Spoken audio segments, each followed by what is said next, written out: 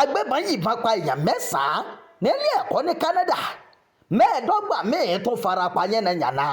Wàhálà dé, kò dín ní èèyàn 9 o tó ti di olóògbé báyìí, tí 25 míì sì tún fara gbọ́ta ìbọn lásìkò tí ẹnìkan bẹ̀rẹ̀ sí yìnbọn nílé ẹ̀kọ́ àti nílé kan ní British Columbia, ìwọ̀ oòrùn orílẹ̀-èdè Canada.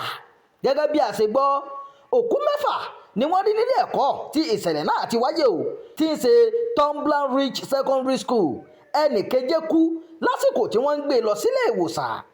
Bákan náà ni wọ́n tún rí òkú èèyàn 2 míì ní ilé kan tó wà nítòsí. Èyí ni àwọn ọlọ́pàá fi ní àwọn gbàgbọ́ pé ìbọn yíyìn tó pa àwọn èèyàn yìí jọ pé wọ́n jọra wọn o, bó tilẹ̀ jẹ́ pé wọn kò lè fìdí rẹ̀ múlẹ̀. Nípa afurasí tí wọ́n ló yìnbọn ọ̀hún, wọ́n rí òkú rẹ̀ náà pẹ̀lú àpá tí wọ́n ní òun ló dá àpá náà síra rẹ̀ lára nílé ẹ̀kọ́ yìí o. Àwọn aláṣẹ sọ pé àwọn mọ ẹni tó ṣèkọlù náà, àmọ́ wọn kò tí ì kéde orúkọ tàbí bóyá ọkùnrin ni tàbí obìnrin o. Àmọ́ ṣáájú ní ìkéde kan ti ṣàpèjúwe ẹni náà bí obìnrin kan tó wọ kaba tí irun rẹ̀ sì pupa o. Àwọn kò tí ì kéde àwọn èèyàn tí ìkọlù náà kàn, bẹ́ẹ̀ ni a kò tí ì lè sọ bóyá òǹkà àwọn tó di olóògbé yóò sì lékún sí báyìí o. Ṣùgbọ́n àwọn ọlọ́pàá sọ pé àwọn yóò máa tẹ̀síwájú láti wo àwọn ilé tó wà nítòsí ìkọlù náà wò. A kì í tilẹ̀kùn wa níbí o. Ìkọlù yìí yà wá lẹ́nu gan ni. Kánsílọ̀ agbègbè náà Chris Noburi sọ fún ilé-iṣẹ́ ìròyìn pé ìkọlù yìí yà wọ́n lẹ́nu gan o. Ó ní àwọn èèyàn agbègbè Tumbler Ridge kì í tilẹ̀kùn nítorí ààbò wà fún wa. A kì í tilẹ̀kùn wa níbí o. Agbègbè tí ààbò tó péye wà ní. A kì í dààmú ọkàn wa rárá lórí ìwà ọ̀daràn níbí o. A ní mọ́tò ọlọ́pàá 3 nílùú wa. Agbègbè wa kéré gan, a dára wa mọ̀, a sì mọ àwọn tí ìkọlù yìí kàn. Ọ̀rẹ́ wa ni wọ́n àti àwọn ọmọ ọ̀rẹ́ wa. Ó ṣeni láàánú gan, ọ̀fọ̀ ńlá òun lè yí o. Bẹ́ẹ̀ ni Chris Noburi wí o. Olóòtú ìjọba Canada McCartney ṣàpèjúwe ìṣẹ̀lẹ̀ yìí bí èyí tó bani lọ́kàn jẹ́. Bákan náà ló ní olóòtú British Columbia David Abbey sọ pé bí àwọn agbófinró ṣe tètè dìde sí ìkọlù náà ló dènà rẹ̀ o, tí kò fi burú jù bẹ́ẹ̀ lọ. Akẹ́kọ̀ọ́ kan nílé ẹ̀kọ́ Tumbler Ridge sọ fún ẹ̀ka ìròyìn pé tábìlì ni òun àti akẹgbẹ́ òun fi dí ẹnu ọ̀nà pa lásìkò tí òjò ìbọn náà ń rọ̀. Títì pa ni wọn yóò sì ti ilé ẹ̀kọ́ náà fún àsìkò yìí báyìí o. Bẹ́ẹ̀ ni wọ́n ṣe wí. Báwo gan ni ìṣẹ̀lẹ̀ yìí ṣe ṣẹlẹ̀ gan? Ní nǹkan bíi aago 9:20 ni àwọn ọlọ́pàá gba ìpè pé ẹnìkan yìnbọn lákọlákọ nílé ẹ̀kọ́ Tumbler Ridge Secondary School British Columbia ní Canada.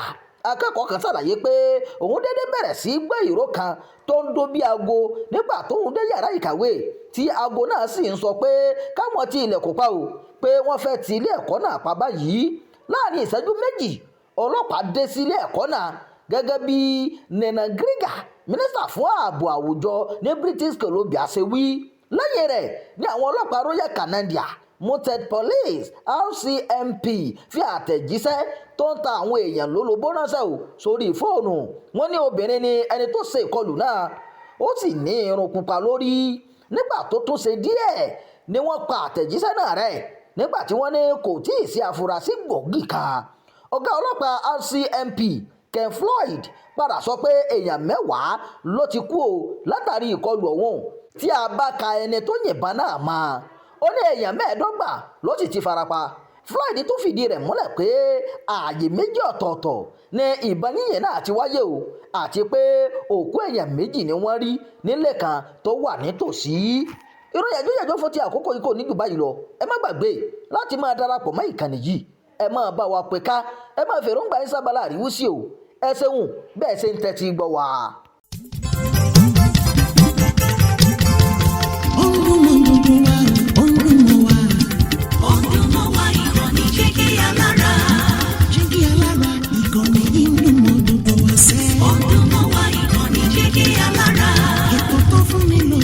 Ètò tó wà ní lọ́yẹ̀ wà ń bẹ̀. Ọdún mọ́ wa ìkànnì jẹ́ kí alára. Ìròyìn lóríṣiríṣi tàbí mọ́ bó ṣe ń lọ láwùjọ.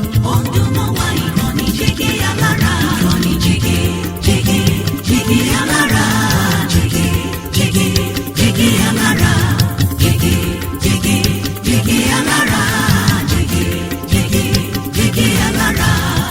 ìkànnì Jígí Alára 24 bàbá gbogbo.